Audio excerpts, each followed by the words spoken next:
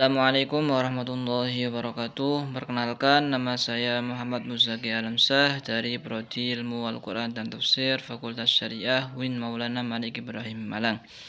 Nah, pada kesempatan kali ini saya akan buat tugas video dari matkul hadis tematik yang diampu oleh Ustazah Nurul Afifah yang akan menjelaskan tentang metode tafsir tematik yang berbasis kata kunci, tematis analitis, dan tematik konseptual.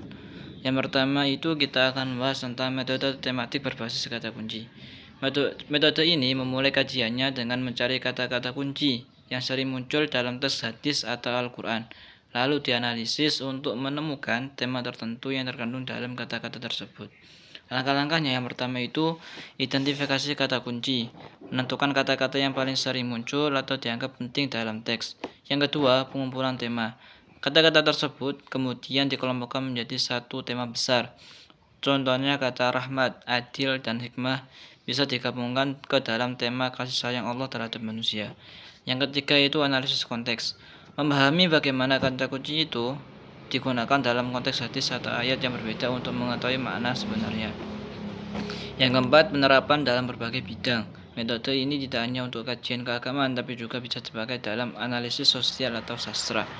Contohnya, dalam Al-Quran kita bisa meneliti kata-kata seperti rahmat untuk memahami tema kasih sayang Allah dan mengaitkannya dengan hadis-hadis yang relevan. Yang kedua yaitu metode tematik analitis.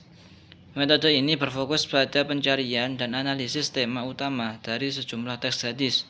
Tidak hanya mengumpulkan hadis yang membahas tema tertentu, tapi juga menganalisis hubungan antara tema untuk mendapatkan pemahaman yang lebih dalam. Langkah-langkahnya yang pertama itu identifikasi tema, menentukan tema utama dari kumpulan hadis, misalnya keimanan, amal soleh, dan akhlak. Yang kedua itu kategorisasi data, yaitu mengelompokkan hadis-hadis yang sesuai dengan tema tersebut. Yang ketiga yaitu analisis mendalam, mengkaji hubungan antara tema satu dengan yang lain, misalnya bagaimana keimanan berpengaruh terhadap amal soleh.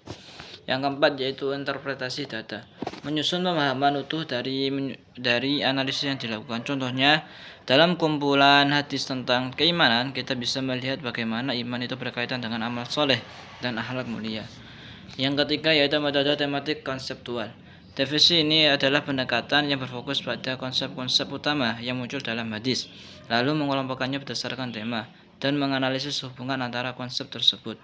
Langkah-langkahnya itu yang pertama identifikasi konsep, mencari konsep inti dalam hadis, misalnya tauhid, adil, dan rahmat. Klasifikasi tema, yaitu yang mengelompokkan konsep-konsep tersebut dalam tema yang lebih luas, misalnya konsep dasar ajaran Islam. Yang ketiga itu hubungan antara tema, menganalisis hubungan antara konsep seperti bagaimana tauhid berkaitan dengan keadilan dan rahmat. Yang keempat yaitu interpretasi konsep, menarik makna dan kesimpulan dari hubungan konsep tersebut untuk melihat pesan utuh dari hadis-hadis yang dikaji. Contohnya meneliti konsep tauhid, keadilan, dan rahmat untuk memahami keseimbangan dalam ajaran Islam terhadap kehidupan pribadi dan sosial. Kesimpulannya dari beberapa penyampaian di atas, bahwasanya ketika metode tematik ini membantu kita untuk yang pertama memahami hadis secara lebih menyeluruh. Yang kedua, tidak hanya melihat satu hadis secara berdiri sendiri, tapi mengaitkannya dengan hadis-hadis lain dan ayat-ayat Al-Quran yang lainnya. Yang ketiga yaitu yang terakhir itu mendapatkan makna yang utuh dan kontekstual sesuai tema yang dikaji. Demikian yang dapat saya sampaikan, kurang lebihnya mohon maaf. Wassalamualaikum warahmatullahi wabarakatuh.